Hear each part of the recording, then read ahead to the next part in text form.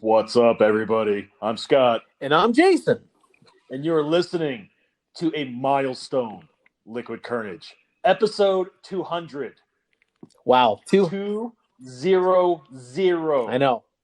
It's crazy. It's insane to me to think that we're finishing up season 4, but in the midst of finishing up season 4, we are coming to our 200th episode. We're like the little show that could or was too stupid to die. I can't tell which one it is. Well, all I know is I got a call from my mom last night, and she actually has started listening to the show. Oh, good. Yes. So Mom, I want to do 4 a years shout out later. to you. Thanks for listening. We love you. I love you more, but Scott loves you from a Christian standpoint. I love you too. From a Christian I love you standpoint. too, Jason's mom. That's right. That's crazy, man. Yeah.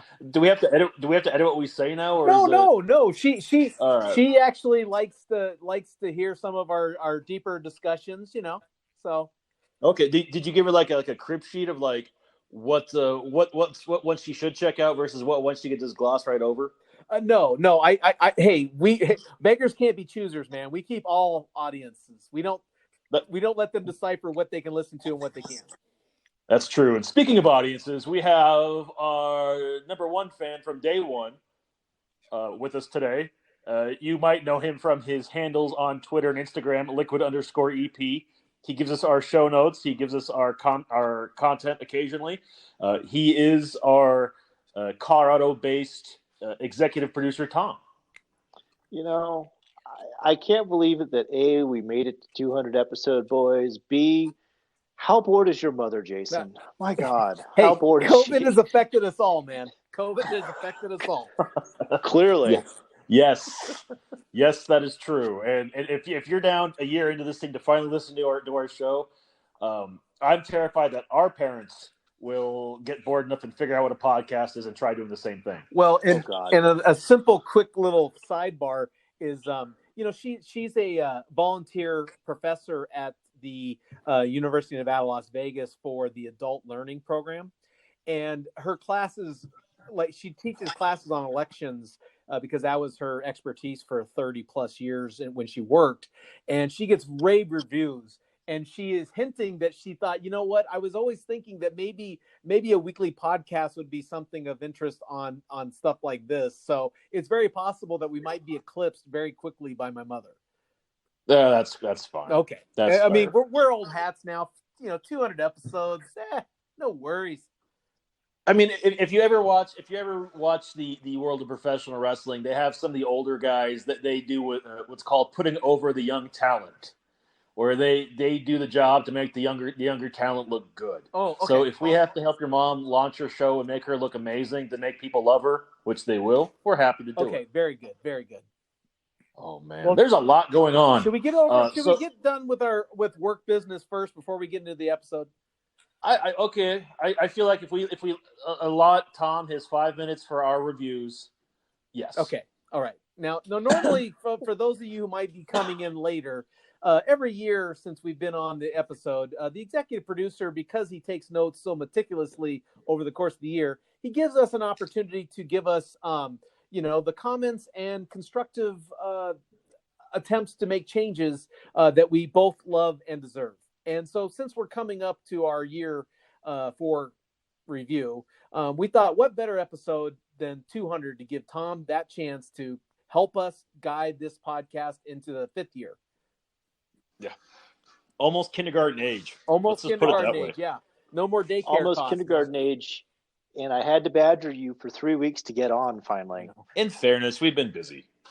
Fair. Yeah, we all have been. Well, you know what, boys? For year 4, I went back and reviewed all the notes for the last year. And then yeah, right? Yeah.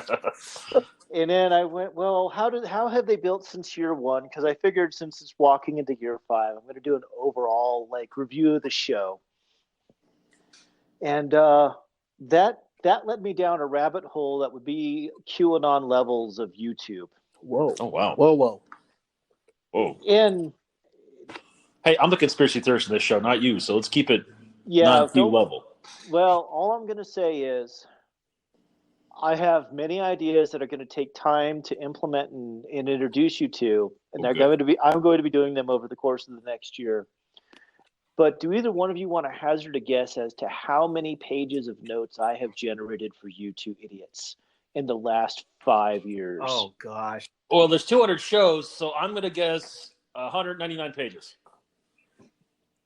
Jason? No, because it's got to be more than that, because some of those notes like go on and on. So I'm going to say 250. 475 as of last week. That's a Harry Potter book. It's a small Harry Potter book, yes. Are you fucking serious? Oh, Tom, I am. you have a bestseller, buddy. Yeah, you have a bestseller out there. I have a novel, and I haven't even been trying, Jason. My memoirs are like 200 pages tops, and that's if I put in like the boring stuff. Oh. And so, Jason, you have failed because you were supposed to write a book. Oh. But instead, you're reading them every week. I read them every week. I don't write them yet. You don't write them. I know. And then Scott, show me incomplete. You just haven't been able to make the world's okayest production assistants do their job better. In fairness, they're getting better now that they have better floors and better seating. They're watching right now and judging. They're watching and judging. Well, my nephews are learning well. Yes. Yes. Walt has a perch that he watches from. Also, your new floors are increasing the echo, so you're borderline incomplete to failing. So. Wow, Kern. Now hold on. Now this is a 360 review, so I'm also going to review myself. Oh, okay. So since COVID has started, or excuse me, not since COVID has started, since just before COVID started, when we took a hiatus last fall or last spring, I have been slacking on my social media promotion of the show under the @LiquidEP or Liquid_EP handle on Twitter and Instagram. And a gentle reminder, you are plugged every week on the show. You are, and you do much better at the whole socials thing than I do. So I too have been failing in one of my secondary tasks at the show. So that is the goal for year 5, is for Jason to actually write a chapter in his book, Scott to get better sound, and me to get better about plugging on the social medias. Do I sound better yet?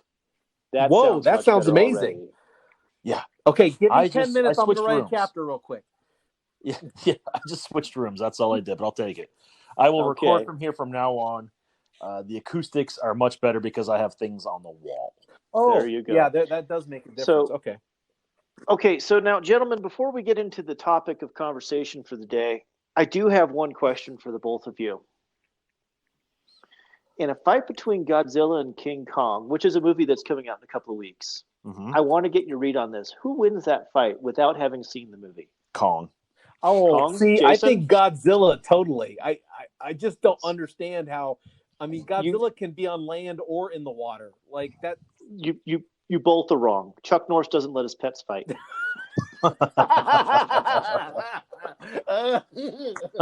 Touche. That was good. I walked into it. My shoe was dirty. Yeah. I walked into that one. Yeah, that was a good one. In fairness, I'm looking forward to that movie. The new Mortal Kombat movie, if you've not seen the trailer, does look very fun. And Janice and I were talking, and we think that will be the first movie we're going to go see now that theaters are back open again, because that looks like that's got to be big screen worthy. The Mortal Kombat, okay. Yeah. Yeah, I haven't.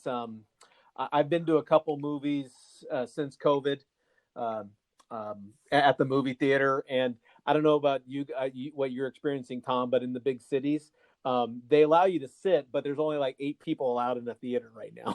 So that's about what it is up here in Colorado, and I just get icky thinking about sitting in a dark room with strangers right now. So I can't justify if it's not a movie I just want to see, and nothing's come out that I just have to see that HBO hasn't already put out.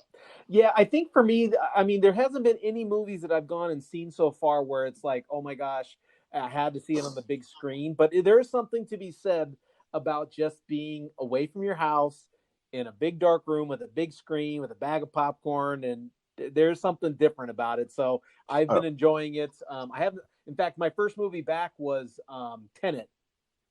Oh, yeah. And Still have not watched that. Yeah, obviously, I feel bad for Nolan because that movie, I think, was far more complicated to catch on to than Inception was. But once you got it and you understood what was going on, it twists your mind pretty good. Oh, wow. Well, over the weekend, we watched the Snyder cut of the Justice League movie, and I am a big comic book movie fan. Jason, I know you're kind of on the fence about them. Yeah, I haven't really seen many of those. I haven't seen many of those movies to be able to be an expert. But I know some of the themes and stuff, but not many. Well, Tom, you're aware of DC versus Marvel, and for those that don't know, DC comic book characters are Batman, Superman, Flash, Wonder Woman, those characters, and their version of the Avengers would be the Justice League.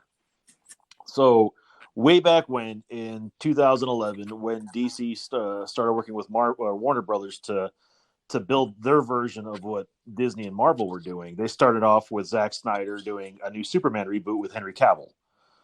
And that one was okay. I mean, it wasn't great, but it wasn't mind-blowing.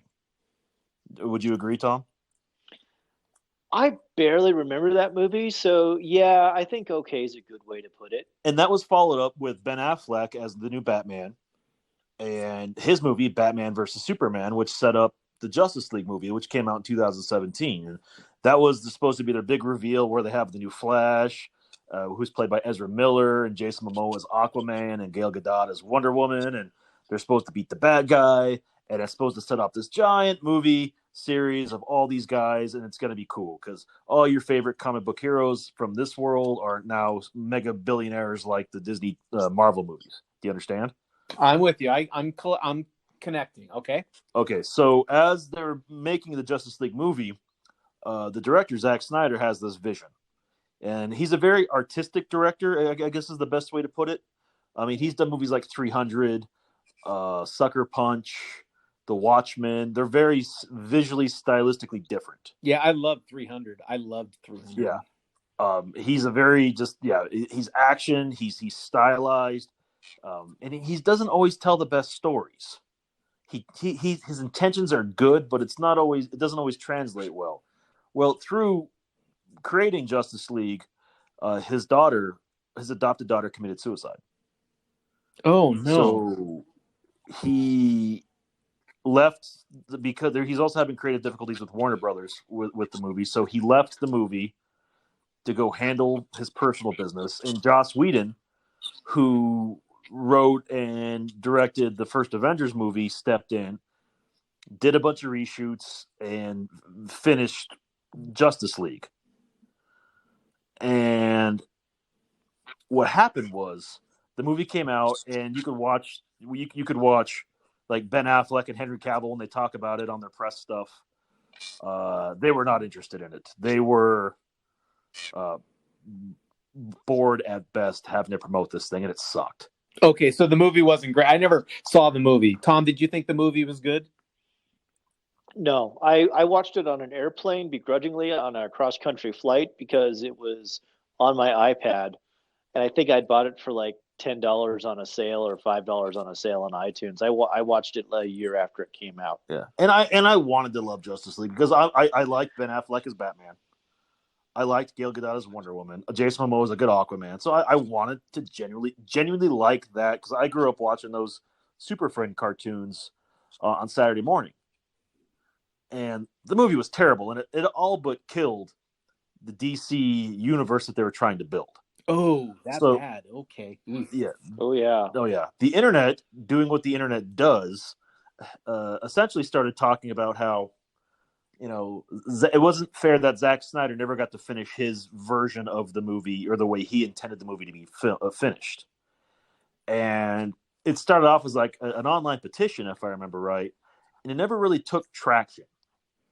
And then more, storyboards started to leak out about what Snyder thought the movie should be, and then ideas started coming out of what he wanted. And he finally started talking about it, and it was right before COVID hit. They finally agreed to say, all right, if you want to recut the movie with your vision, We'll give you X amount of dollars to finish it. Go do it. So he did. And he basically took all the footage they had from the first one and all the stuff he had, brought everybody back, and they shot different stuff too. In addition, with a few new characters over the last year and a half. And he put it all together and released it on HBO Max over the weekend. It's called the Snyder Cut Justice League, and it's a 4-hour movie. Oh, geez. Yeah, it's a 4-hour movie, but it plays like it's 2 hours. And Justice League went from being one of the worst superhero movies I've ever seen to me that was on par with Avengers with the way it came together, the way they built the story and the way they set it up for the story to continue. And it was a very fun movie. It didn't feel like 4 hours. And the sad part is as we record this on Monday this week, Warner Brothers has come out and said, well, yes, the movie is doing very well. We have no interest in continuing on with the Snyderverse to see how this story plays out, which will now send the internet into a tizzy and I assume make them do what they just did to get this movie made, to have the sequels made. Well, but money talks, and money does talk. So maybe sometimes we do things for an ungodly amount of money. And that's it. That's the hard part to gauge this, because you're basically he's basically doing this for HBO and Warner Brothers at the $15.90, or was it $15 for the HBO Max a month, Tom? Yeah, that's about right. So basically, you can look at the views on it and see how many times it's been watched, but I don't know how you quantify that into dollars on this one to see if it's worth making the follow-up movies. So the flip side to this equation for the studios is also got to be, this is one of the few 3+ hour movies that work that isn't named Lord of the Rings. Yeah. And I'm going to be completely honest. If I had saw this movie in a theater, I would have needed an intermission and a bathroom break at some point. Oh, absolutely. Absolutely. And it works because it was Snyder. It was truly Snyder's vision. The problem with the first one is, and you can tell, and to some extent you see it with the Marvel stuff too, it's sometimes movie by committee, less so in Marvel because they do most of that before they start filming. But especially with the first Justice League movie, it was very much by committee, and you could tell that because there was like these little humor beats and like, that's a weird place to have Batman go, "Oh, I'm old," in the middle of a fight. Yeah, you can tell. That's a very Joss Whedon thing. Stepped in and tried to punch up. Yeah, Zack Snyder's script in the first one, and that was gotten rid of in the new one, which was nice, and you can see the overall different tone. And what I appreciated is they came back and they added a few extra Easter eggs. Like they brought Jared Leto back to play the Joker for one scene with Ben Affleck as Batman, and that little 2-minute scene makes me want to see what that movie should have been had Ben Affleck stayed as Batman. Oh, that's right. He's not even going to be Batman anymore. No, Robert Pattinson. Yeah, Robert Pattinson. That's right. Yeah. They finished filming that last week too. But if you watch this one scene, this back and forth between Batman and the Joker, it was on par, in my opinion, with Christian Bale and Heath Ledger in The Dark Knight. Wow. And given the opportunity, I do think that Jared Leto probably could have been a better Joker than Heath Ledger had they actually let him play in the full movie and not just stuck him with the Suicide Squad bullshit. Well, that's interesting that you say that, because I didn't watch that movie, so my frame of reference for this next statement is from a different movie. But I went to the movie theater on Saturday to watch The Little Things. It was a story with Denzel Washington, Jared Leto, and Rami Malek. Oh yeah. How was that? And Scott, you and I have always said, or we've always talked about it, and you know me, I'm more on story than I am on gadgets. And like, you can have a movie like this Justice League, and if the story is a compelling story, I'll watch it. This is one of those cases where you have these three tremendous actors, and Jared Leto, in my opinion, was the best of all three of them. He was so just eerily evil, but nothing so overt. Everything was just the way he played it was so perfect. But even great actors cannot fix a mediocre story. You know what I mean? I agree. And that's what this was. It was a mediocre story. And so I guess it'd be like, when they say you take a pile of dog poo and wrap it in really pretty wrapping paper and you put a little bow on it, still doesn't change that it's still wrapping paper around poo. You know what I mean? But speaking to Jared Leto, the guy is an amazing actor. Like I think his first talent was not acting per se, but he grew into acting because he was really good in the little things. He was the best of all three of them. I was reading a story about him the other day too, and I had read that he was on some kind of silent meditation retreat in the jungle when COVID broke out, and he came out. He didn't even know what was going on. He had no clue. Oh yeah, so I do saw you think that too. So you're saying that Warner Brothers at this point, their stance is that while they will make other Justice League movies and spin-offs, they will not be done by Zack Snyder. No, they're done with it. Like that movie, they'll make another Aquaman because Aquaman killed it at the box office with Jason Momoa. Did you see it? Was it good? Oh yeah. Okay. Oh yeah, okay. It was fun. It was fun. Yes. They did a great job with the story on that. The problem with what they did with the Justice League movie, it was clunky, and they should have stopped and let Snyder just take his time to get it out the right way. They were trying to compete against the Avengers and what Marvel was doing, and they shot themselves in the foot. But they have plans for a Flash movie, which it's a movie called Flashpoint, where he goes back in time to save his mother, because that's the impetus of Flash is his mother dies, which compels him to this life of learning how to fight crime once he gets these superpowers. And when he saves his mom, it changes the whole future where, Bruce Wayne is actually killed by the people that killed his parents, and his dad becomes this very violent Batman, and Superman's evil, and all these other things. So it's a whole different timeline. So they're working on stories like that, but nothing in this current universe, which is unfortunate. Yeah, well, so you're saying though that at least from what I'm hearing, that it was worth it for you guys to have this version come out to at least save face that the Justice League was just horrible. Yeah, I mean, to me, it's also kind of a sad note too that like Ben Affleck got really hammered for being Batman. They called him Batfleck, and a lot of people don't think he did a good job. Fleck. And honestly, I said it since Batman Superman. I thought he did a pretty good job as Batman, and now everyone's raving about him, wishing he'd do it more. He's a little old. Well, that's what he played though. He played an older. Yeah, Batman. okay. He's been doing it for 20 years. I'll take that. So it's not like he's playing like a 25-year-old like jumping around from building to building. That's oh my god, I got tired just saying that. I know. Oh, my knees hurt just thinking about it. Oh my god, yeah. But I think this is more of a story of how, once again, the internet can bully people or companies into doing what they deem morally right in their mind. Well, and like I said, it's going to be hard for Warner Brothers to argue if the director brings over a piece that people want to watch and want to rave about on the internet. So the pressure is probably going to grow if it continues to do well. Yeah, I agree. Hold on a second. My Alexa just turned on with music in the other room, and I'm the only one in the house. Alexa, off. Wow.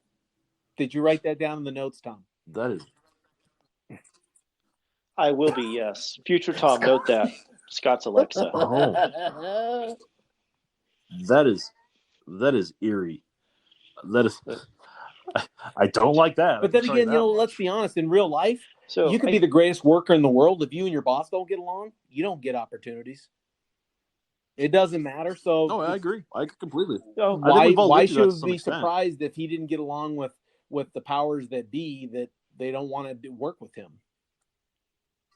I guess when you hand someone a check for $500 million to make this movie, and you have ridden with him on the previous 2 movies to get to this point, why are you going to start fighting him in the middle of this movie when you've already had 2 projects that you know what you're getting yourself into?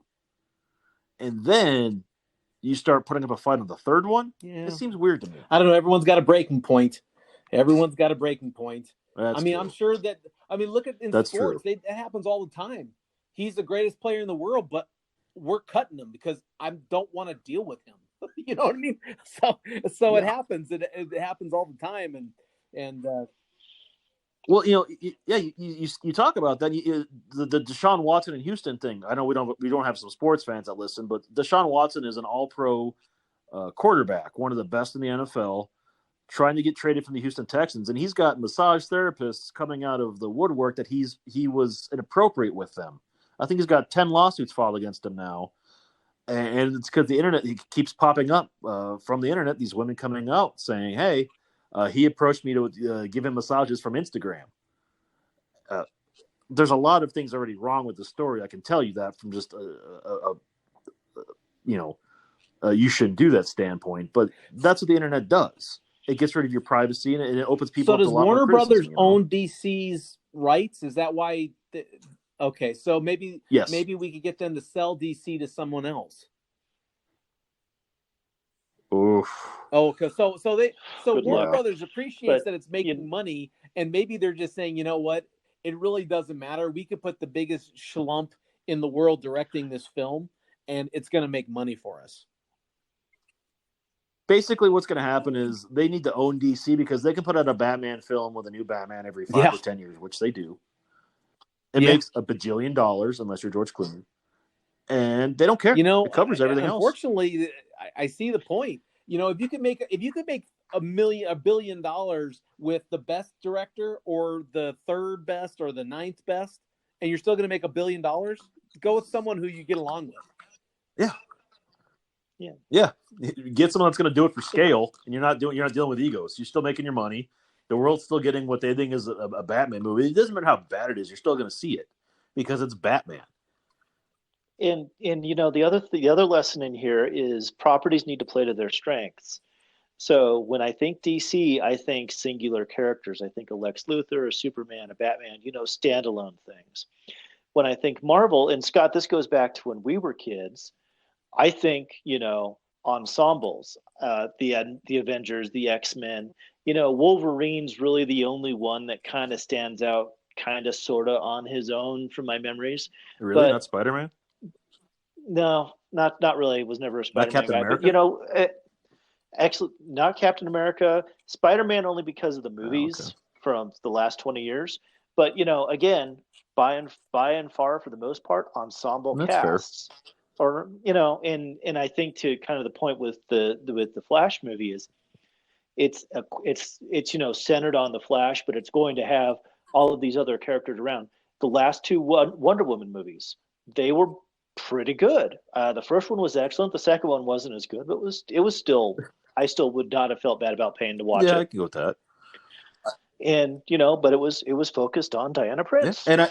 All right, cool. And I will say the one bright side about this Flashpoint movie coming out is that it's opening up. The one thing about DC is they have multiple Earths, like basically parallel universes. And Michael Keaton is reprising his role as Batman, as an older Batman, to be like a godfather throughout. Well, that's kind of fun. So, yeah. So I'm very excited to see Michael Keaton play Bruce Wayne again and possibly don the cape and cowl to pass it on to another Batman. I can't believe that movie's 31 years old, man. That first Batman was 31 years ago. I know. Holy Christ. Yeah. Wow. Yeah. Yep. 1989. Whew. All right. 32. There you go. 32 years ago. It's as old as Janice, and I point that out to her. Yeah, we have. So, if there's a comic book movie that you really thought could have been better and should be made better, and you want to learn how to get the internet to start fighting for you, hit up Tom at Instagram and Twitter at @liquid_EP, and he will help you with a GoFundMe and a nice letter to whatever movie company's putting it out to get them to remake that movie.